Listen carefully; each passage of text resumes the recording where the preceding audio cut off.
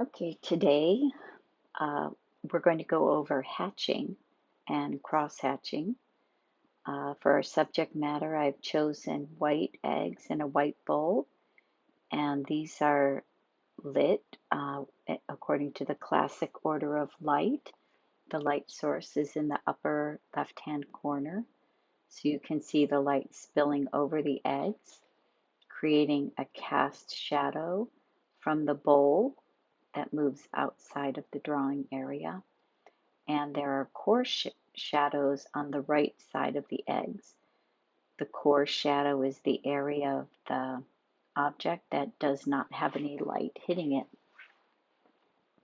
So I created a bounding box for my drawing, and now I'm citing the measurements. I was citing roughly the height of the inside of the bowl as it is compared to the base of the bowl. And I'm creating an ellipse for the outer edge of the bowl, and then an ellipse for the base of the bowl and inside of the bowl where the eggs will go.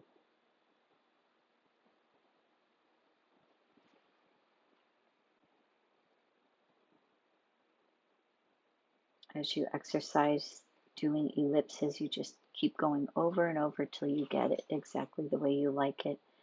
If your ellipse is not perfect, don't worry about that. You can always make refinements once you have all your shadow areas in. So right now I'm citing the scale of the eggs, and I've discovered that there are 3 eggs with the width of 3 eggs from the left side of the bowl to the right side of the bowl. That gives me a guesstimate as to how large I will make the eggs.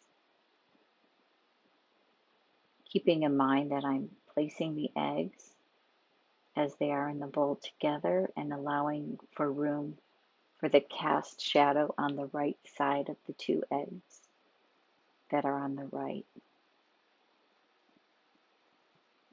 I'm making all of these indications with a very fine graphic illustration pen. This is a 0.01 nib or 0.05 nib. So for this drawing, I primarily use a 0.05 nib for the very fine lines. And for my thicker lines, I'm using a 0.1 and a 0.5. So at the beginning, I'm just indicating marks. Where are my core shadows and where are my cast shadows? Right now I'm moving into the drawing and starting to create hatch marks to indicate my mid-tone, my shadow areas, and I'll do this with a mid-tone. I'm not going to worry about getting too dark yet. I like to put in a mid-tone range for the shadows and save the darkest darks for the end of the sketch. So at this point, my hatch marks are not too close together. I keep them far enough apart to allow this to read as a middle tone gray.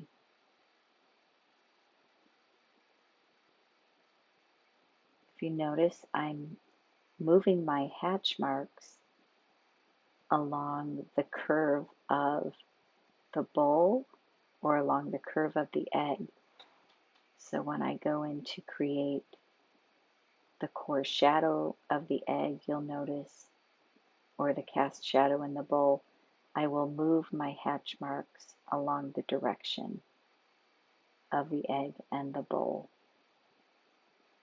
And this helps to create a sense of volume. Notice I'm not drawing a straight line across that egg. I'm moving the hatch marks around the egg in a circular motion. This helps to reinforce the form of the egg. So look closely at the shadow and see how the shadow doesn't cut straight across the egg, it moves around the egg and informs the viewer of the shape of the egg. And this is true for the way the shadow is moving up within the bowl. It's not a flat shadow on a flat surface, it's a shadow moving up along a rounded bowl. So shadows are a wonderful way to define shape and form. So pay really close attention to your objects that you choose to draw and pay close attention to what is the shape of that shadow. Look at it closely.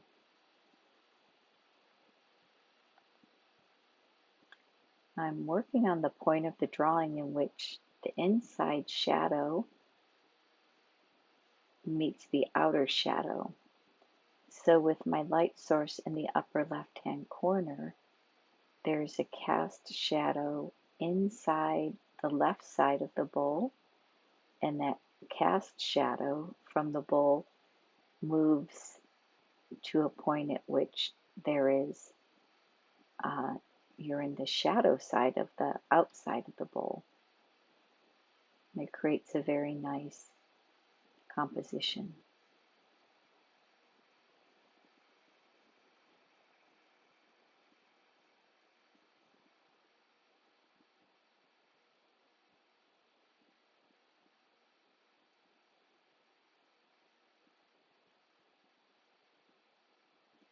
So right now I'm switching to a darker, thicker pen, probably a 0.5 nib, to put in my darker cast shadow. The reason the shadow is dark is because it's the furthest shadow from the light. So as you move away from the light, your drawing will get darker, and the objects closest to the light will be lighter, and you'll also have more contrast in the objects that are closest to the light. Notice how as you move to the right of the drawing, the shadows and the light are diffused, so you get more contrast on the left side of the drawing where the egg is closest to the light.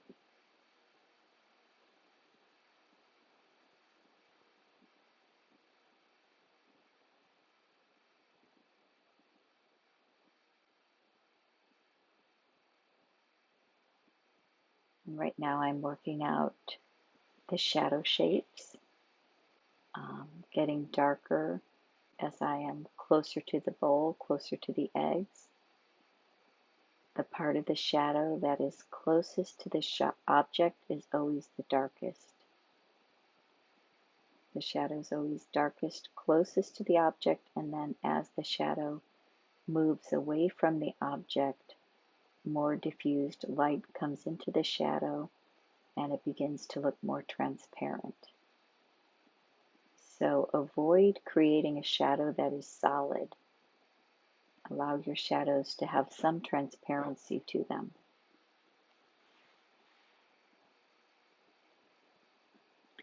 So the background behind the bowl is lighter.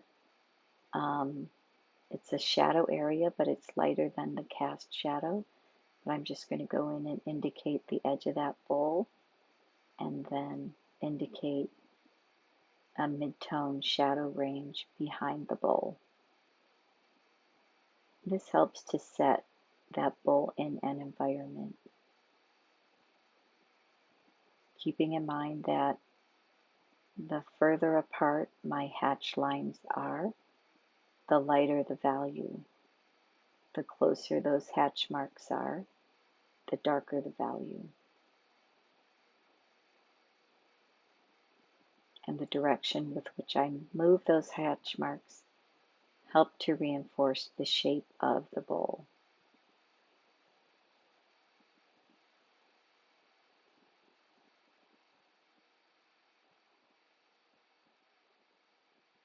I'm really working on that contrast between that dark shadow and that white egg, the white of the egg. to help that become the focal point.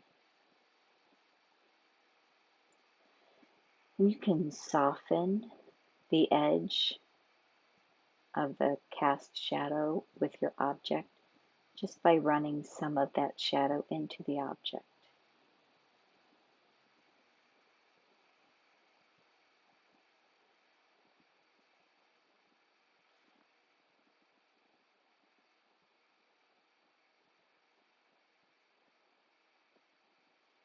So I will refine that right edge of the ellipse once I put all my values in.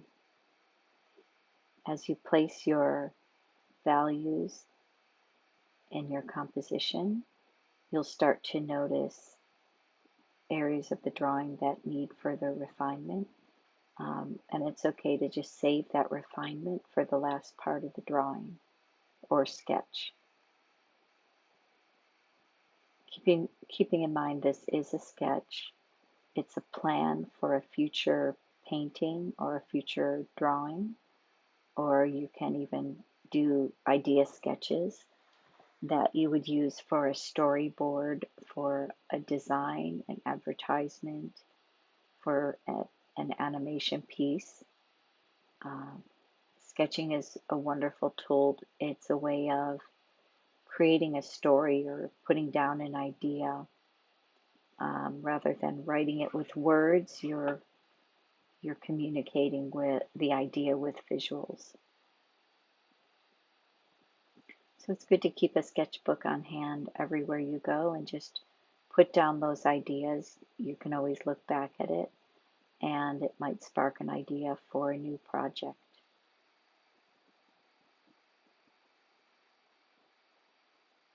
There's something valuable in everything and anything, depending on how you look at it. You can always make any object look fascinating or beautiful, intriguing, or mysterious. Often the way you use light to light the object can reinforce your concept.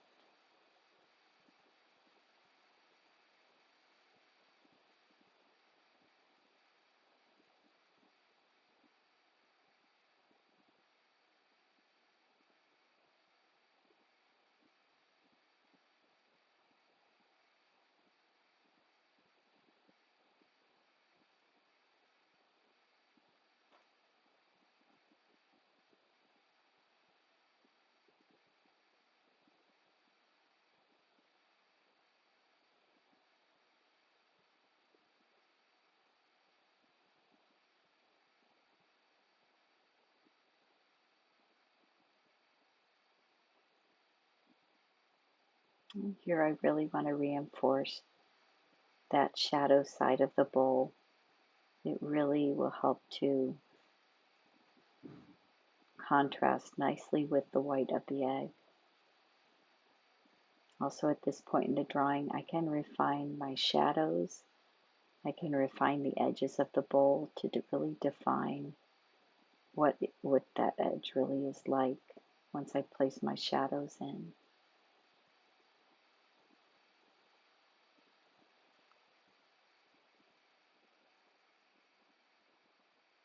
Here's where I want to really come in and refine that ellipse. And I can just take off that edge of the ellipse by just placing a shadow there. You'll find that once you put your shadow areas into your object, you're going to notice where the drawing might need to change a little bit or find some refinement. And pay close attention to lost edges. That right side of the bowl really does get lost in shadow, so you don't have to create a hard edge underneath the bowl. We just want that right edge of the bowl to get lost into the shadow. There's no need to emphasize that. Keep that right edge of the bowl in the shadow.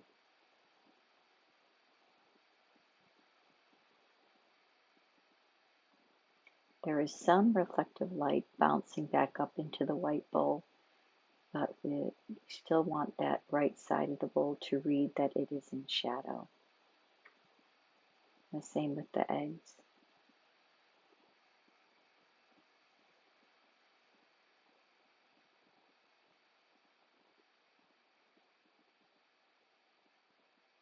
Keeping in mind, I keep the cast shadow from the egg on the right pretty transparent as you move to the edge of the shadow. I don't let my shadows get heavier than the object, keeping in mind that the object must look solid, and let your shadows not look like solid shapes, but let them be transparent.